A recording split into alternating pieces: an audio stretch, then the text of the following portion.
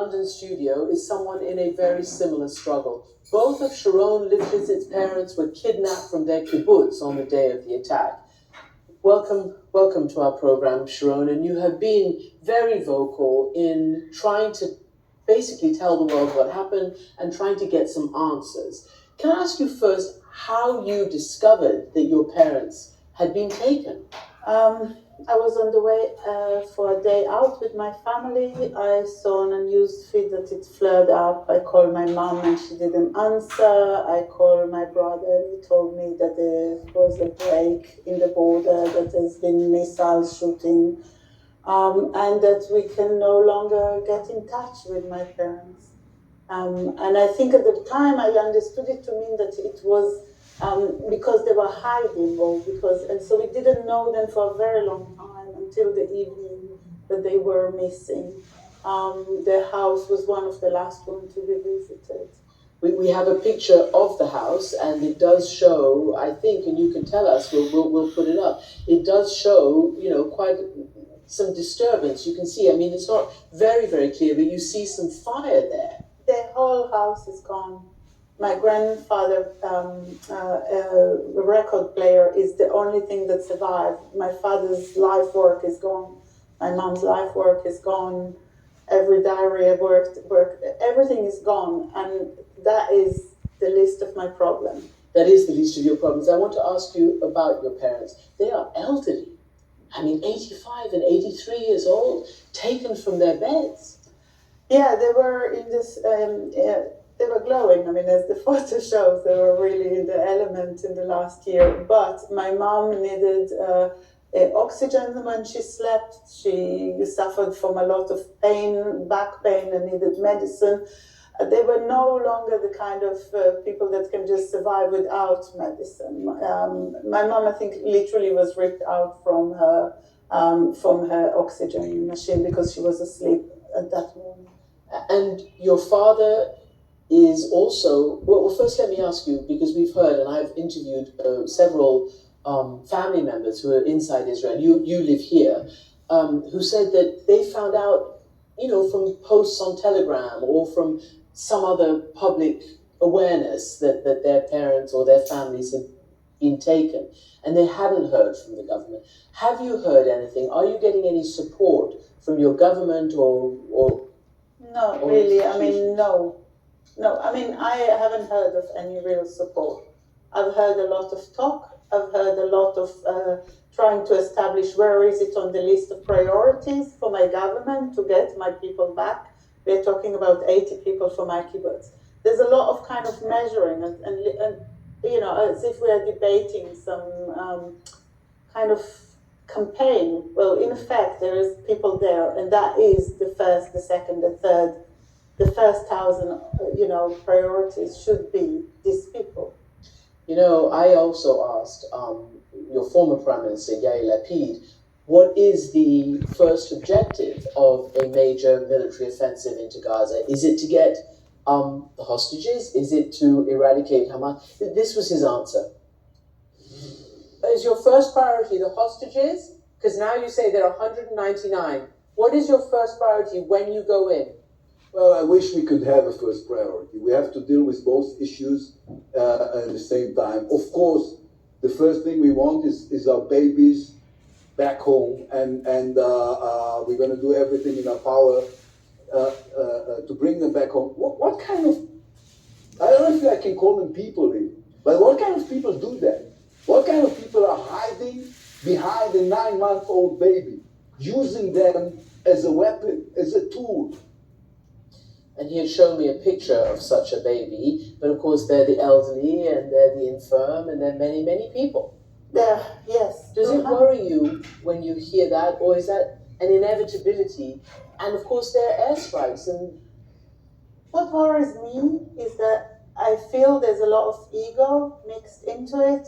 I don't feel confidence, not directly in him, more in the government, in not acting from a kind of hurt male ego position, and instead really thinking about the life of these people. There are 200 people that are missing, but these are community that lost dozens and hundreds of people out of a whole region that is totally devastated. We need these people to feel that there's some sense or some hope, or that somebody came back from this horrendous thing. This cannot be something that is just sorted out among a variety of options.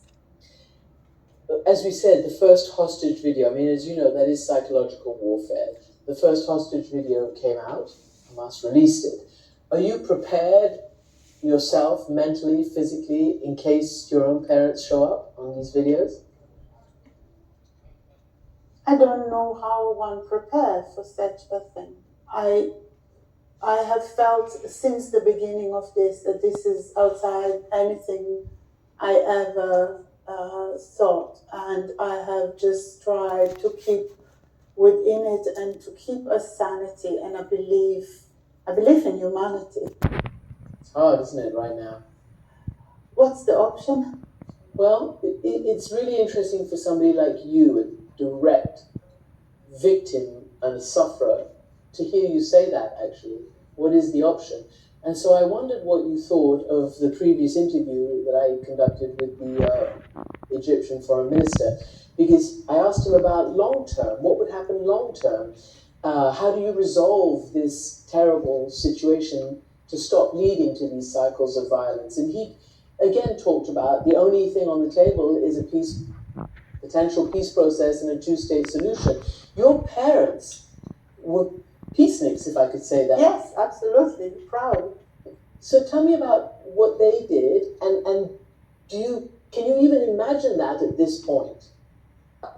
This is the first major crisis that I'm not talking about my father with. You know, it's almost a big thing not to talk to my father about it. My father had very strong opinion about things, but he always felt that you make peace with enemies, that our job is to find a shared ground, I think grounded in humanity, and that there's no alternative. And I don't think history shows us that there is an alternative.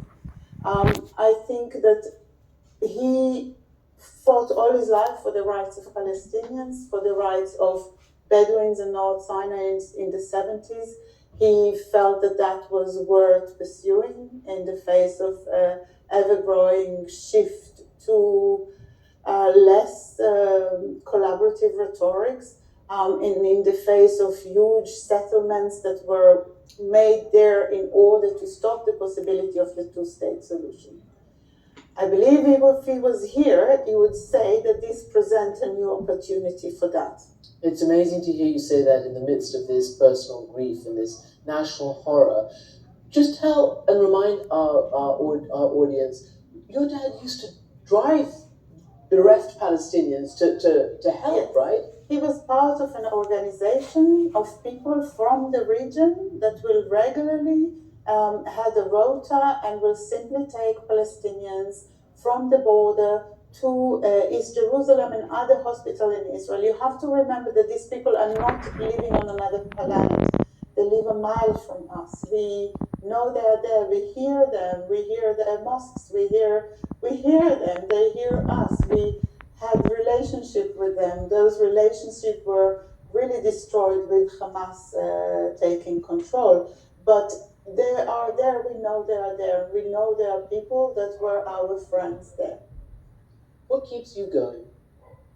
How are you holding up? I think I woke up on Monday and had just a really clear realization that I'm fighting hate, that the heart of it is an emotion. It's not the story of one nation or another, and that we all have a job to do, because this hate is what caused this. To be able, against your own natural instinct, to go and murder babies, that's a level of blinding hate. And when you are faced with such a tsunami of hate, I think I don't want to compete. I want to kind of say something else. We can do it better. We can do it different. We have to hold on to liberal values, to the idea that you and me from very different nations are best of friends because we share values. And I don't think that I can afford to let my community go through this devastation and have it framed within a framework of hate, of stories about, land and so on and so forth. Of course, these are people that went and make this kibbutz out of this land. But at the heart of it, there is a peace, amongst ourselves, towards ourselves and towards others. And for me, this is what keeps me going. Just the idea that I'm not going to let the other side frame it within this and gain out of it. There's already so much being said that is about strengthening the position of people, why it's worth therefore to do this, to do that. We have to face our own self, and we have to understand what hate does to us, and then increase the circle. Sharon Lifshitz, you are a brave and exemplary woman. Thank you. Thank you.